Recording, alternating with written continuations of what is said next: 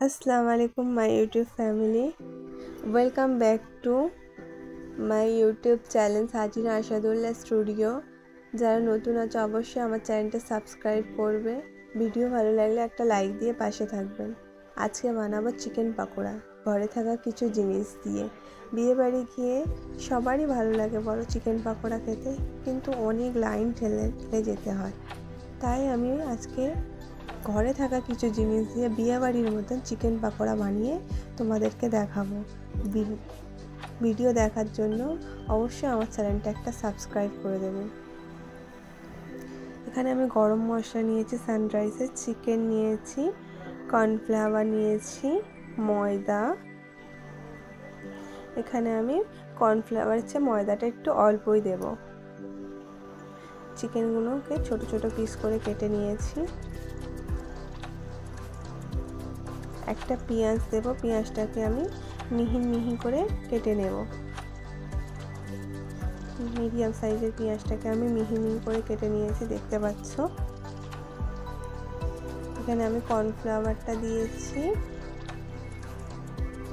4 চামচ মতন, আর ময়দাটা দেব আমি 3 চামচ। সবসময় কর্নফ্লাওয়ার ময়দাটা আমি একটু অল্পই দেবো, তাহলে চিকেন পাকোড়াটা খেতে মজা হবে। চিকেন পাকোড়া দিয়েছি, তারপর ময়দার কর্নফ্লাওয়ারটা দিয়ে দিচ্ছি।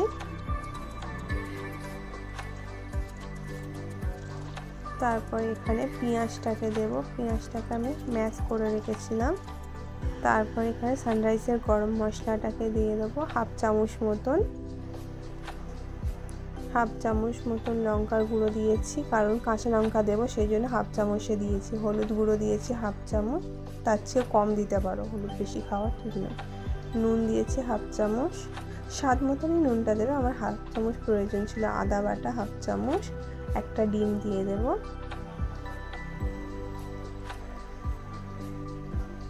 দিয়ে আমি সবগুলোকে ভালোভাবে মাখিয়ে নেব। দেখতে পাচ্ছ তো কেমনভাবে মাখাচ্ছি, পুরো এমনভাবে মাখিয়ে রেখে দেবো ঢাকনা চাপা দিয়ে। আমি এখানে ঢাকনা চাপা দিয়ে 1 ঘন্টা মতন রেখে দিয়েছি, বেশিক্ষণ রাখলে ভালো হয়।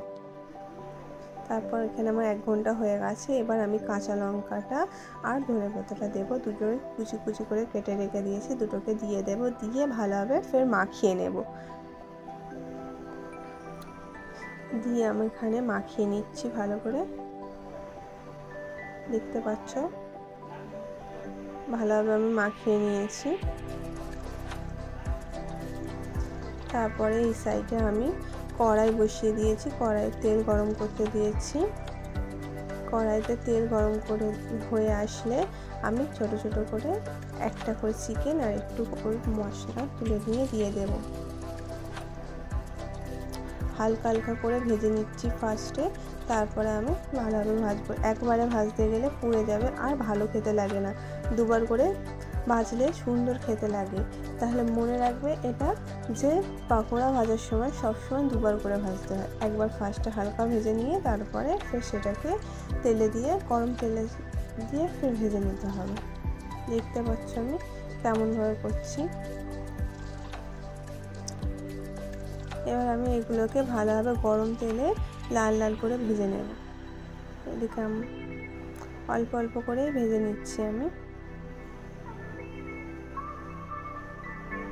দেখো এরকমভাবে ভেজে নিচ্ছি, তুলে নিচ্ছি। আমি ফের এরকম সেম প্রসেসে আরেকটা করে নেব। আমি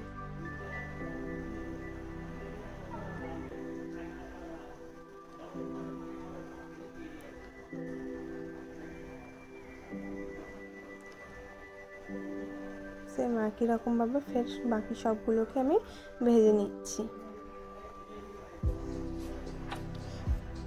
বৃষ্টির দিনে সন্ধ্যাবেলায় চায়ের সাথে পাকোড়া খেতে খুবই ভালো লাগে। কার কার ভালো লাগে আমার মতন বৃষ্টির দিনে চায়ের সাথে পাকোড়া, গরম গরম পাকোড়া আর গরম গরম চায়ের সাথে বৃষ্টির আবহাওয়া।